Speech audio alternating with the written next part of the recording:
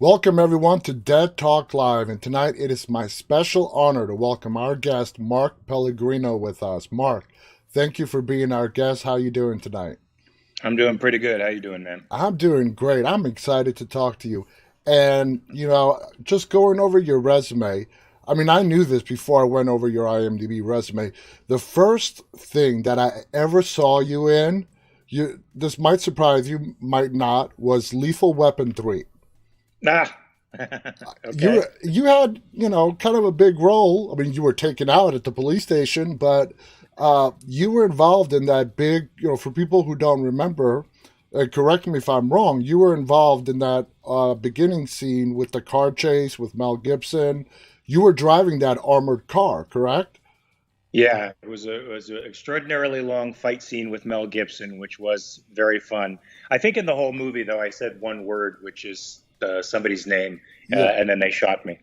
the guy who took you out. The guy who took you out. I forget the guy. I forget the actor's name, but Yeah, his words were to you, "Hello, Billy." Then he puts a that's ball in it. your head, That's "Goodbye, right. Billy," and he takes Yeah. you out. So, I mean, going back to that time, we're going back to '92. I believe Uh, is when Lethal Weapon 3 came out. Uh, uh, how many changes have you seen in the industry? oh my God. I mean, it's completely different now. But that was back when there was a sort of a, I don't want to say rigid studio system, but a definite set of rigid protocols you had to go through to get a part. And now the streaming platforms have changed everything. Mm-hmm. Whereas before you had to work and work and work for 10, 20 years before you possibly got a part that put you on the map and then started your career. Now you can do a YouTube video that gets 20 million views and get the best representation in Hollywood and start a career as a producer. Yep, yep. Technology has made entertainment accessible, and there are some positives and negatives to that because as viewers, we are drowning in content. And there are some very good shows that I feel are not being renewed or getting skipped over because there is just so much content out there. Do you feel the same way? Do you feel there is way too much content out there? Or do you feel the more content, the better? Well, as an actor, the more content, the better. That's more opportunity to work, more opportunity for lots of artists out there to ply their craft. It's true that it gets overwhelming, and you can't possibly catch up with the content anymore. And the content is becoming so good because there's crossover now with feature film makers and producers, directors, and actors. So you get this amazing cinematic stuff now, coming into TV, and it's not a rarity. It's now sort of mundane and sort of everyday. So you're right. Some shows are going to get squeezed out because the competition is really stiff in that respect. But hey, that's great. Let it happen. More work for us and more content for the people. It gives them a lot of stuff to stream. They'll never catch up on it. It's great.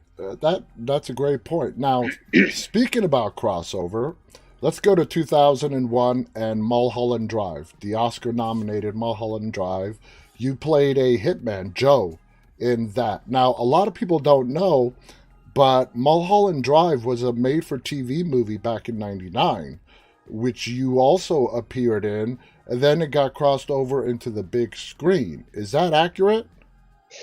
Well, it's sort of close. It was originally shot as a pilot for a television series that David Lynch was going to, I guess, produce and direct, very much like he did with Twin Peaks. And the original story was a linear story about a girl who goes to Hollywood and gets caught up in this crazy, not like a nightmare, but a crazy scandal with this woman who's being chased by various folks, me being one of them. Apparently, it was reviewed as the best new TV series you'll never see, and ABC, I guess, passed on it because it was too expensive. So I don't even know that the original version made it to television in any form. Okay. I think David Lynch took it at that point I don't know if he, repurchased it back or what he did, but he decided to recreate the entire phenomenon of Mulholland Drive and cut half of it and reshot it and made it into a Hollywood nightmare. Now, I don't know if that's reflective of the experience that he had with the network that wouldn't take it because it was too expensive, even though it was a fantastic, fantastic show with great actors in it, really fine people, or what. But the thing that ended up making it into the cinematic world was a very different phenomenon from the TV show. And it was a huge success. It was a very big success. Like I said, it got nominated, I believe, for Best Director for the Oscars. Now, you have done a lot of stints on these crime television shows. NYPD Blue, CSI, Criminal Minds, Quantico, the list goes on and on and on. Now, you, like I said, appeared in NYPD Blue, which is one of my favorite all-time shows. Yeah. Now, you actually played 3 different characters from 97 to 2002 in a total of 4 different episodes. Now, NYPD Blue was very well known for doing that. They didn't only do it with you, they did it with several other characters as well. And not only NYPD Blue, it was done pretty frequently in the 90s. You don't see that anymore, where an actor is brought back on a long-running TV show to play multiple characters. What are your feelings on that?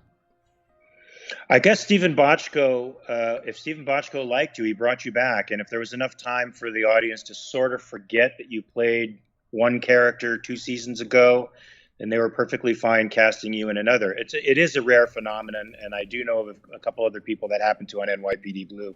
It ended up that Stephen liked me so much that he cast me in NYPD Blue 2069. Yeah. Which was a pilot that never went anywhere, and I didn't have to go to network for it because I guess he'd seen enough of my stuff on that show.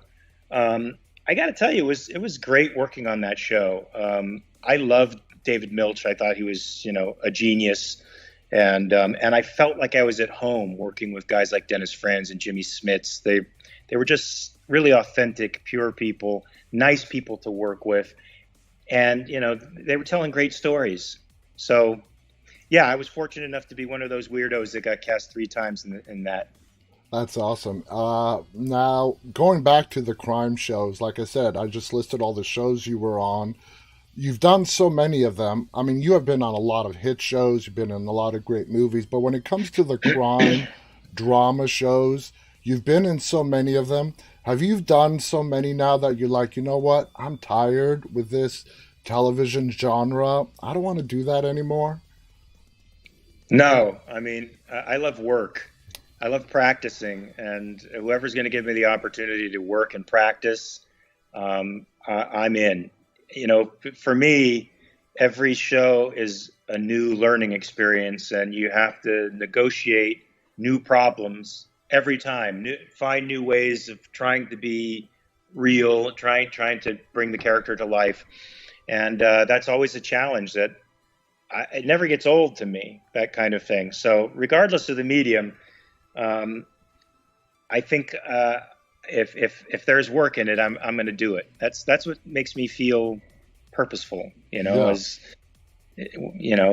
going to work as many days as it's possible for an actor to go to work and doing the best job I possibly can. And doing what you love, right?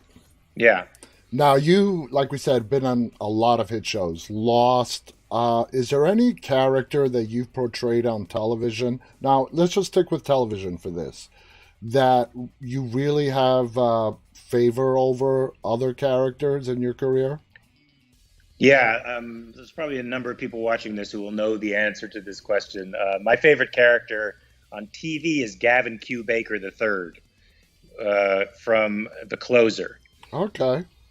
And he was just a fun character to play. It was one of those times where I got to do a sort of Johnny Depp-esque thing. When Johnny Depp works on a character, he takes cartoon characters and other real life folks, and he sort of blends them together and into a melange that makes his character choices, right? So for For Jack Sparrow, he put Keith Richards in it, Yeah. and for Gavin Q. Baker III, I put Tim Gunn and Carson Kressley and merged them into this singular character of this flamboyantly gay lawyer. So I loved being able to blend real life people into a fictional characters. It was really fun. Is that something you do with all your parts? Is try to draw on real people for inspiration and find that perfect match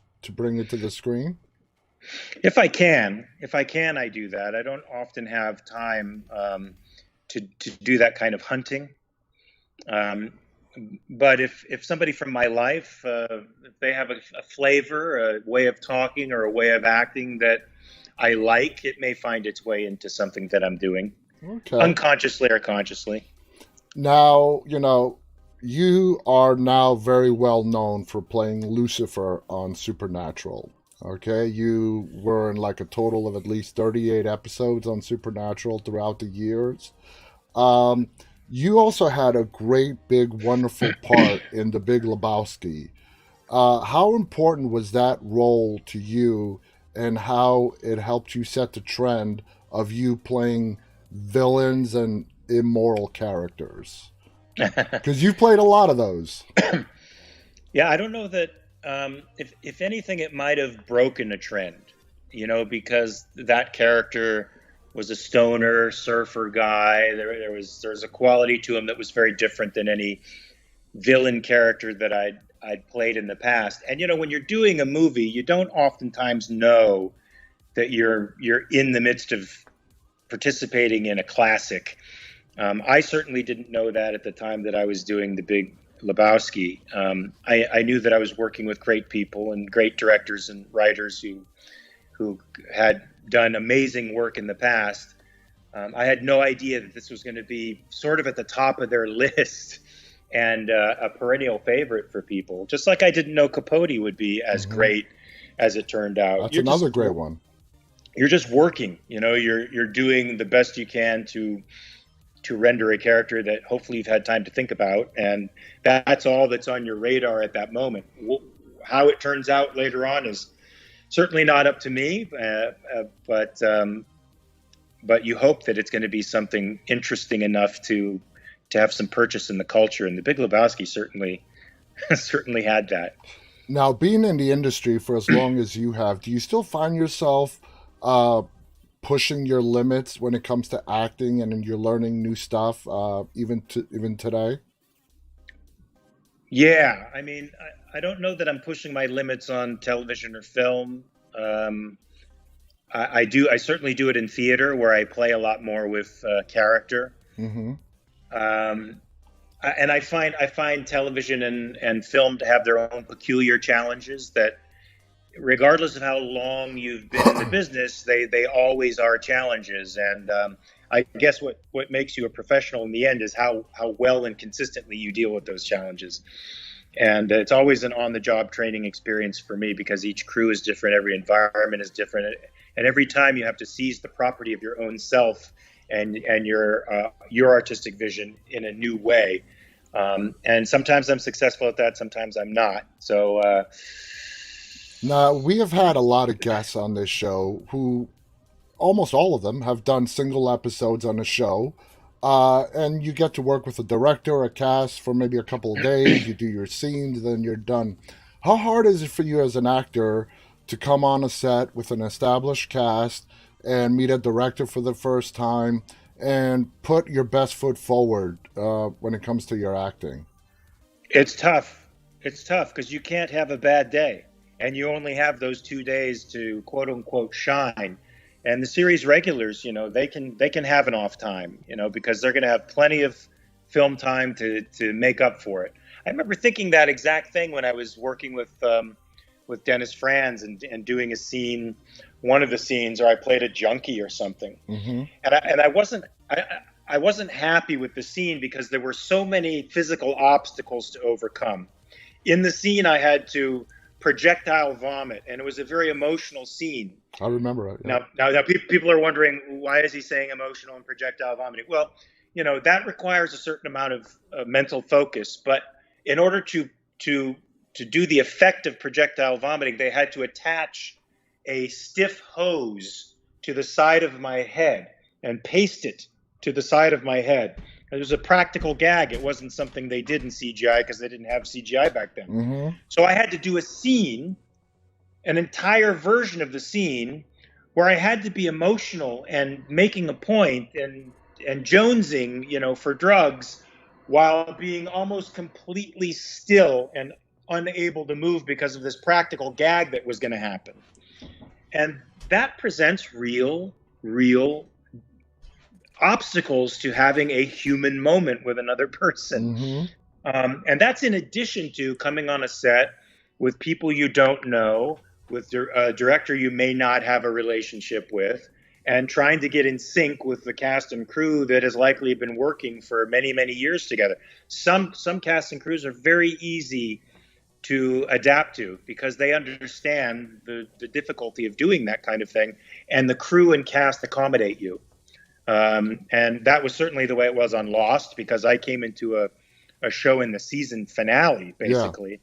Yeah. And they'd been together for years and had established a sort of working synchronicity and great popularity. And for this new guy to come in who happened to be the character upon which the entire island rested, that could have been a lot of pressure to feel, but everybody made me feel right at home, and that's great. Made me feel very comfortable, and that's important. Because I've been a series regular, I've been a guest star, and I think it's important as a series regular that you're a bit of a politician, you're a diplomat, and you make sure you make people in your cast feel welcome to be a part of the show. Now, you have had the honor of working with other great actors. You mentioned Dennis Franz, who I think is just an absolutely amazing actor, and he portrayed Andy Sipowicz, and all the Emmys he won for that were just phenomenal, and he deserved each and every one of them. And by the way, not to interrupt you, but I was obsessed with Hill Street Blues. Yeah. I would go to a jiu-jitsu class and leave my jiu-jitsu class early, tell my jiu-jitsu teacher I have to bug out because I'd make up some reason. Every Thursday night, I had to be in front of that TV set to watch the new episode of Hill Street Blues. And that's another Stephen Bochco series.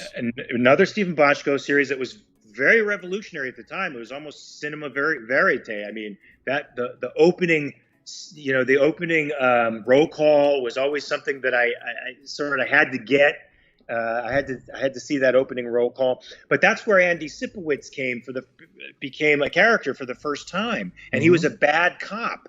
He was a cop that got his butt kicked by one of the other cops because he was such an evil dude and on the take. But he was so good. I remember oh my God, I wasn't an actor then. I didn't even think about acting. But Dennis Franz actually made me pause and actually think about how great that character was and how I would like to see him in some other venue. And of course, he was in Hill Street Blues. So when you got the chance to actually work with him, I'm sure you must have been ecstatic.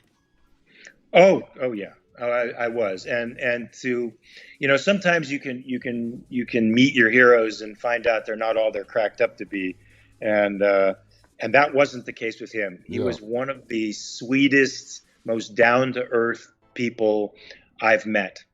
Yeah.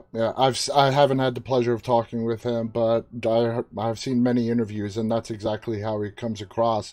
Now, when you're walking down the street and people recognize you, is it supernatural that they recognize you from nowadays, or do you get surprised every now and again? Yeah, I get surprised. I've had people walk up to me and want to talk to me about Mulholland Drive. Or say Quantico is one of their favorite shows. Mostly it's Supernatural and Lost and a little bit of Dexter.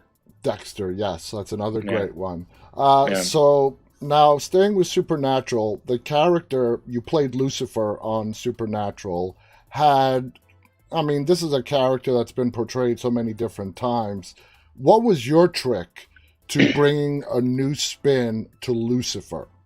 The one that the audience may have not have seen yet. I think the spin was in his humanity. Most people who play the devil, they're playing an archangel, and you sort of feel it. Mm-hmm. There's a larger than life sensibility to almost all of the actors who have portrayed that character. But Lucifer in the supernatural myth was a boy, a abandoned son, a abandoned brother who wanted revenge. So it was a family story, and a family story, and a story of justice Mm-hmm. for this one particular person in the family. So I made it about that. I just made it about a brother and a son getting revenge against people who had wronged him. And I let the story speak for itself. Jack Nicholson used to say, when he did the Joker, he's like, let the suit do the work, kind of thing. There's a certain amount of work that the audience does for you. They're invested in the story. They know the story. Almost everybody knows the story of Lucifer, and you're following along and suspending disbelief. And so whatever we say is so. It's Mm-hmm. it's going to be so. And I could leave the big archangel stuff to you because that's in your imagination, and the rest of it, is the stuff of acting. Yeah. The familial stuff, the conflict, the desire to get accepted by and loved by Sam, all of that stuff are just human things that we all try to do in everyday life. Now, is it true that when you auditioned for Supernatural, you were not actually auditioning for Lucifer, you were auditioning for another character, and you ended up getting Lucifer? Yeah, Eric Kripke says that I was considered for the part of Castiel, but I don't remember auditioning for that. Okay. And Okay. I don't know if he was just considering me for the part of Castiel, or if I came in for the part of Castiel and made it down to the sort of wire between me and Misha. When Lucifer came around, it was an offer. So Jeremy Carver just asked my people if I would be interested in playing Lucifer, and my people asked me if I would be interested in playing Lucifer, and I said, who wouldn't be interested in playing Lucifer? Now, when you first got the gig, did you know that it would be like for 38 episodes, or did they tell you it would be for maybe one or two? What did they initially tell you about the role? I think I had like 4 or 5 episodes in the finale. I don't remember the exact number. And I was pretty sure that Eric Kripke envisioned the series as a sort of 5 season and then done kind of show, Not and 15. not 15 seasons, right? So most of us who came back and either did deep recurrings and or series regulars on that show never envisioned that it would go as long as it did and be as popular as it did. I'm grateful for it, of course, because Oh, it's yeah. introduced me to a lot of cool people, some of whom are probably watching and listening right now. Hi, guys. Now, you have said in an earlier interview that you are an atheist. You are an atheist. Did that have any impact in how you portrayed Lucifer? Did it play any kind of role? No, no, not at all, because I'm playing a wronged brother and son. Would you say that that might have helped you a little bit? It didn't hurt. Uh, Whether it helped me, I can't say one way or the other. Now, when the show ended, and like I said, you were in like 38 episodes, when you look back on your time on Supernatural, is it one of the most, one of the more memorable experiences that you've had in your career? Yeah, I mean, in real life, I'm sort of an orphan, and as an actor, you're sort of a gypsy, mimicking an orphan's life through your career. Going from home to home to home to home, show to show to show, and never quite settling in one place, and being able to settle in one place for a while felt sort of like family. And it does leave me with a sort of warm, fuzzy feeling inside that I was able to be with a group of people, one group of people, for a pretty long stretch of time. And I'd like to duplicate that again with another show because it feels good to go to one place and work with a group of people that you really know. It takes away all those obstacles, all those unknowns that can get in your way, and it frees you up more to be who you want to be on the show. That's fair enough. Now, were you satisfied with the ending that Lucifer got on Supernatural? And was there ever an idea of a full redemption for him? I don't think, was I satisfied? No, I never want Lucifer to go away. I'd like him to be sort of always in the background or foreground of every show, Supernatural. But there didn't seem to be a big movement in the writers' room to give Lucifer a redemption arc. I know one writer wanted to, and I was definitely on her side. I wanted Lucifer to have a redemption arc, but he remained the big bad all the way through. He was irredeemable, I guess, for Andrew Dabb. So I think I agree with that. I mean, I agree with the writers. I mean, to give a redemption arc to Lucifer, I don't know. It wouldn't have sat right. Now, when you're going into a character and the writers don't give you a backstory, so you have to fill the backstory of whatever character that you're playing on film or television. What is the process that you go through to fill in for you to more accurately portray someone and give them a backstory? Well, that depends. Sometimes it's extensive. Sometimes it's just an image or a suggestion. Sometimes you don't need the backstory at all. You just need to know exactly what you're doing and how you feel about it. And the rest will take care of itself. Look, in big episodic television where they're doing 23 episodes a season,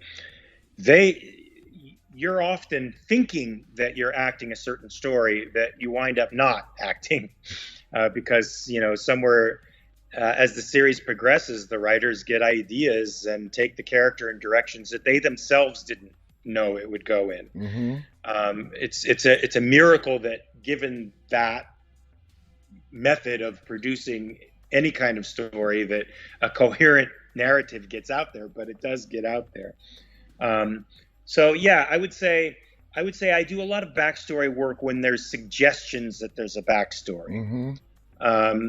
When there isn't, oftentimes, like for Jacob, it was the image of Christ. Jesus, the carpenter, was an image that I used to motivate me to do the part. Because let's face it, that backstory is way too complicated and crazy to really make a part of yourself. Yeah. But I related to the idea as Jesus the carpenter. Even though I'm an atheist now, I was a pretty intense Christian at one time. And so I fell in love with that image many years ago from a novel called Master and the Margarita by Bulgakov, Mikhail Bulgakov. And so it was a very powerful motivator to me. Okay.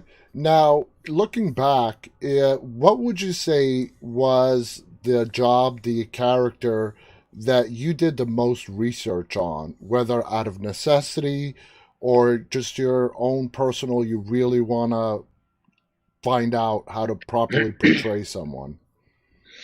Yeah, so that would be two characters in particular.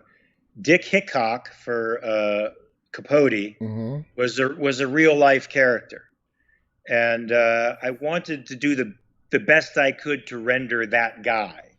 And there's very little footage on the guy, and there's some audio tape on the guy, which I listened to multiple times. And what visuals there were on him, I watched multiple times. And the book In Cold Blood that Truman Capote wrote about the murders that took place in Kansas, and Dick Hickok was one of the participants in that murder. I read that book 7 times from cover to cover. Wow. Just to get the voice of Dick Hickok, because I thought Truman Capote did a great job at really making these real life people, but alive in Mm-hmm. a literary sense. And I became an advocate for him. I know that sounds crazy because he was part of a duo that murdered a family in Kansas. Yeah. But the more I researched him, the more I felt, one, he didn't personally commit the crime. I think it was Perry that Yeah.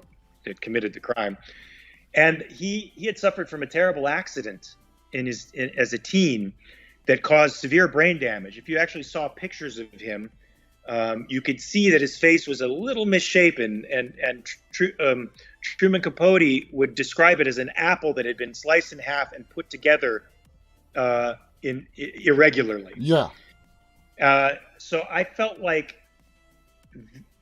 the pathology that he demonstrated after the accident, because he was actually a pretty normal guy before this accident, he developed pathology, pedophilia, and other pathologies, aggression and stealing and engaging in all this criminal behavior after that accident. I have a feeling It's traumatic brain injury. I think he had a traumatic brain injury, and I think he would have not have been hanged. Mm-hmm. Yeah, not in today's world, that's for sure. The other character I researched was a fictional character of Bishop on Being Human, and that's because they told me I was a vampire who was turned in England in the 17th century. So I decided to do a lot of research on England at that time, and there's a great book called The Plague Year by Daniel Defoe, which is a great recap of a year that I thought would have been the perfect space for a person like Bishop to have been turned. So I figured out where he lived in Old London. I figured out what his trade was, when he was turned. I had maps and journals and all kinds of stuff to inform what I hoped would be my behavior. But I don't know how much of it actually made its way onto the screen. I think a lot of it did. Now, having had such a epic career as you've had, and still going, and you look back at all the different characters that you have played over the years, and you have spanned the spectrum. You played the bad guy, you played the good guy, you played everything in between. Is there a particular type of character that you have not had a chance to play yet that you really want to do? Yeah, I want to play Quasimodo. I love Victor Hugo, and I love Quasimodo. And I've seen a number of versions of that character, and I don't know that anyone's done it heroic justice. Okay. And I want to do it heroic justice. All right, there you go. I mean, anyone casting out there, you got your Quasimodo. Now,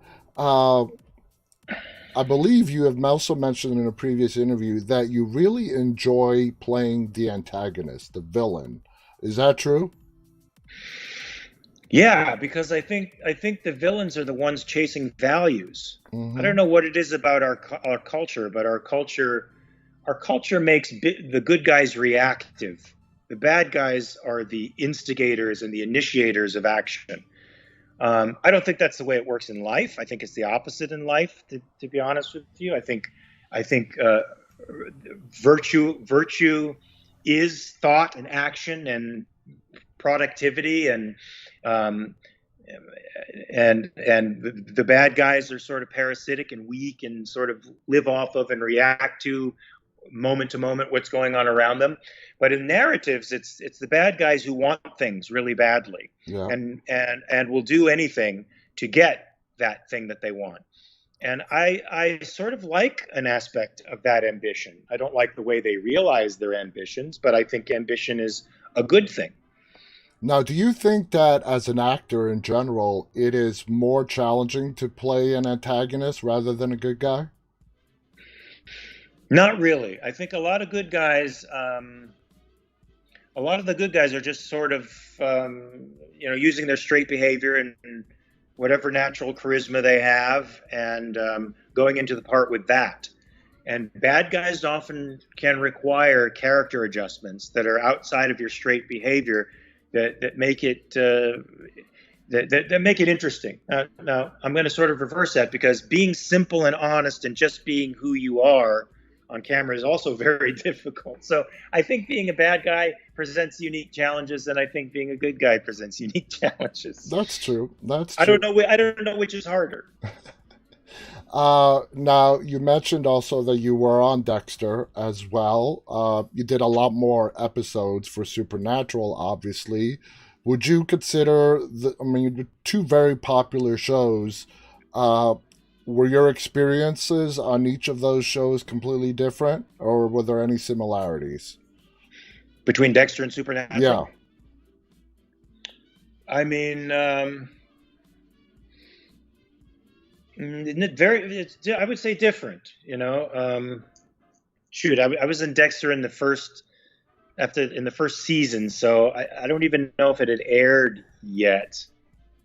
So it was sort of an unknown phenomenon in some ways, and they filmed it sort of comic bookish sometimes, so that was interesting.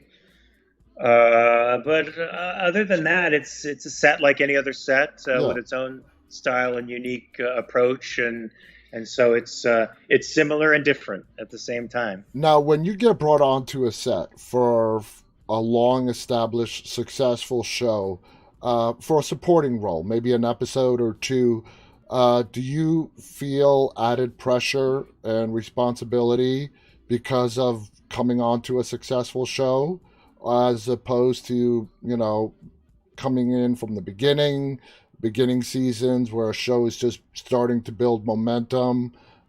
Is there an added pressure to you when you're coming on to a very successful, long-running show?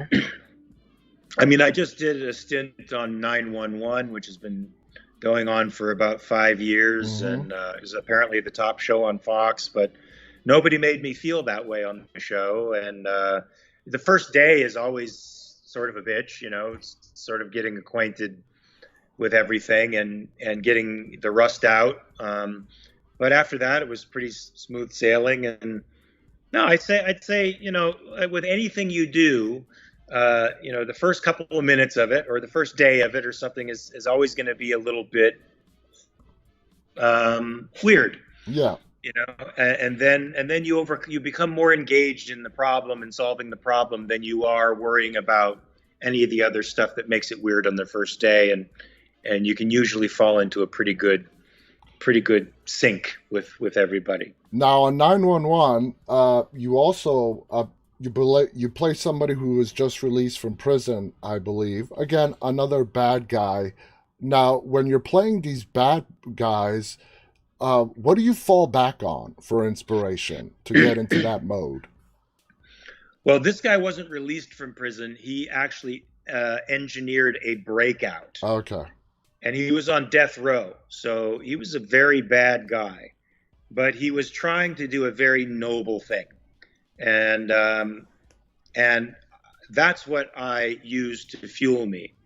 The fact that the punchline for me was that I was doing a very noble thing. I was sacrificing my life for my son so that he could live, because he was good and I was bad. And that's a pretty doggone good story to tell. Yes. I didn't have to do I didn't have any time to do any homework on that part. And I don't know that it would make any difference. I don't have to, live in a prison in my own head for a few days to figure out what it's like to be on death row. I only have to know what it's like to want to do a great thing for someone I love. Yeah. And that's what I tried to do. What would you say was some of the most vigorous auditioning for a part? If you can remember which audition for a particular part, whether TV or film, that was really vigorous, that they put you through the ringer to get. Wow. I mean, the old network way of doing things is always very vigorous. Mm-hmm. So if you're going to be a series regular on a network show, you would audition, sometimes for the casting director first, And then you would be brought in a second time for the producers and the director possibly. And if they like you, you would be brought in for a studio session. Now, before you do the studio session, you would have a work session with the director so that you guys can, work on the scene and make it a sort of presentation so that the studio passes you to the next level, which is the network. Then you go to the network and you audition for them. Now, oh my God. I've seen Broadway actresses melt down in these conditions because they're very high pressure. Yeah. Because while you're in the waiting room, waiting to go in and read for the network or the studio, they're negotiating your contract. And sometimes you get a call, don't go in and audition right now. That we don't want you to do it. They have to come to our terms. So they're all this high pressure negotiation is going on about money, and you have to sign contracts before you even go in. There's a lot interfering with there used to be a lot interfering with your ability to have a real moment, so to speak. Nowadays, they do the network audition in a much better way. See, the first way is you have all the detractions of a live performance and none of the benefits. So you have no rehearsal time and you're in front of people, you have one shot, and that sucks. That's not really the way you're going to be doing it when you actually get the job. And if you're on stage doing a live performance, you have 4 to 6 weeks to rehearse the damn thing. So it's in you or it's not. Now they started to adjust this, thank God. I don't remember which network was the first to do it. But after you got through the casting director, producer, director process, you would do a work session. And the work session, which used to be just, you talk things out with the director and maybe run it a few times with them until they were satisfied. Then you went in to do it live with people. This time they filmed your work session. And then that film was taken to the network and they made decisions based on that. That is a far better way of doing things, because that sort of is similar to the way you're going to do things when you get on the set.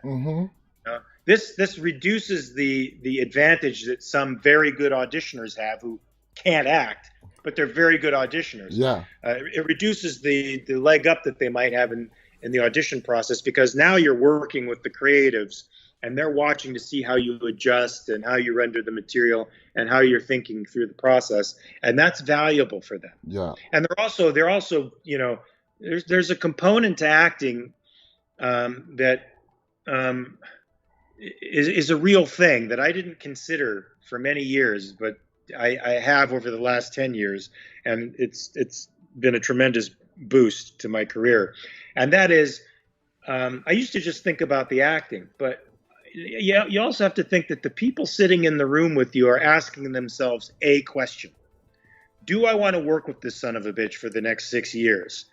And that means when you walk in intense and moody, like a method actor, you may be sending off signals that you're going to be goddamn difficult. And even if the product is the best they've seen that day, they're not so sure that they're going to invest in you. They may go for the guy who's maybe a little less skilled, but he's great to talk to, and I think I want to stay with that guy for 6 years. So I had to make adjustments in my work over the last 12 years or so, where I wouldn't go in method. I wouldn't go in all in character the way I used to. I'd go in, I'd talk if they needed me to, or if it was a particularly intense scene, I'd say, "Can we talk after? I just want to get this out, and then we can wrap." But they knew that I was, an okay dude to work with. Yeah, you want to let them know that, hey, I'm not, this is me getting into the mood and the mode. This is not who I really am. Yes, unless the directors and producers are actors, they can get confused about that when they see you in there. They can often associate the guy that's stepping in this mode, doing the scene when he walks in, with the guy who's playing the part, and that's not a good association. That's great information right there. Going back to Lost, actually, hold on for that for a second. You mentioned earlier about the 23 episode season. Now that seems to have gone away. Okay, within the last 3-4 years. Yeah. Seasons on shows where we would have anywhere between 18 to 23 episodes. Now you're looking at 8 to 12. Do you like that? Yeah. When it comes to storytelling? Yeah, a lot. And I'm sure the writers like it a lot because they know their arcs. They know the arcs of the character, and you get a sense for the whole series. Now you get the whole series in one fell swoop, and you can read from episode 1 to 10 and know your part. Whereas before, you're sort of you may have been doing the character for many years and have a grasp of the character and know what you're doing, but you don't know where they're going with it because they don't know where they're going with it. So I think it's great. You get a great consistency of narrative. I think there's no holes in a story like there can be in these long running series like Supernatural, where you can find a bunch of holes if you care to look at that kind of stuff. There's no holes. The plot is really tight. The character development is really tight, and you feel like there's no contradictions. You're not acting one thing one day and something else another day because the writers are still trying to figure out what they want. So I love it. We may have ripped that off from the BBC because the BBC was doing limited series for a long time. If you watch The Office, The Office was a 6-show series. And I think they did two seasons of it with a finale that was crazy good. And then we started copying them here, and I think it was great. When Showtime started doing 10 episodes, and for me, I would say it was Netflix. When Netflix started producing their original content, I think way back with House of Cards was one of their first, and they were dropping 8-episode seasons. Very soon after, everyone started to follow suit. And Netflix has revolutionized everything for sure. They have changed everything, and what I love about shows now is that you can binge it. They release the whole series. They might do a couple episodes as a teaser, or 2-3 episodes as a teaser. I think The Boys is sort of making you wait a little bit from week to week for their shows. But for the most part, you could see the whole thing in one fell swoop, and that's great. At your own convenience. Yeah, I love it. Yeah, I totally agree. Now, going back to Lost for a second, what do you think it is about Jacob that has stuck in people's minds for so long? What is it about that character that makes him stick out? Well, in part, he was talked about through quite a bit of the show before he made an appearance. I think I talked about it enough to be a significant part of the mythology for people. And more than anything that Jacob does, it's what he is in the mythology to people that I think particularly makes him stick in people's minds. So I think it's, I don't know that it's him, specifically. I just think it's what he represents. The mythology behind him. Yeah, and the crazy, interesting, labyrinthian stuff that's around him that people are still trying to figure out to this day. Absolutely, that makes total sense. Now, moving forward in your career, because you have done pretty much everything when it comes to being in front of the camera, what do you want to do that you have not done yet? I'd love to do more character intensive stuff. We'll see what happens in the future. I'm certainly hoping American Rust gets picked up for a season 2 for Showtime. I think it's doing well. Yeah. I think people are going to love the finale. I think it's a real, can I cuss on this show? Yes. It's a real shit hits the fan type of finale, and it's not just one shit hitting the fan, it's multiple shits hitting many fans. So you're going to be poised over a lot of cliffs, I think, at the very end of the show. And I hope it's enough for people to want to see where the train wreck is going to happen, or if it's going to happen. And so I'd really like that show to get picked up. I really love working with everybody on that show. And hopefully COVID will be a little bit more behind us so we could feel more like a show. Yeah. Then it felt having to deal with the COVID protocols, which separates us all from each other and makes us block shoot and there's a lot of crazy stuff you have to do to make the show happen. People don't understand. I mean, they hear about it, with us talking and on the news about COVID protocols on sets, but until you actually pick up the SAG signatory form of what you got to do to put a production together, it's crazy. I mean, they don't really fully grasp the safety protocols that are in place. That they have to be in place to keep people safe. But it's beyond belief, and how crazy, how difficult does that make you able to do your job? I mean, it just makes you feel a little less connected, So and you need the connection and camaraderie between the cast members. I think that sells. I think it's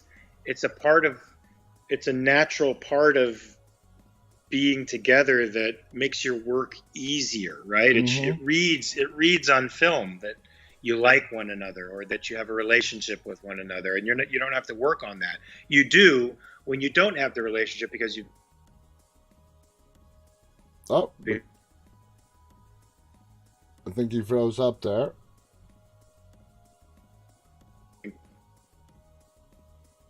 Mark, you with us? Hold on, let me see if we can get it back. Oh, here we go.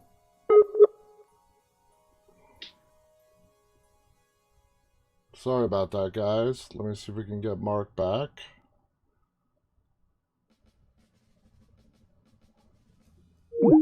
Let's see. Let's try him again.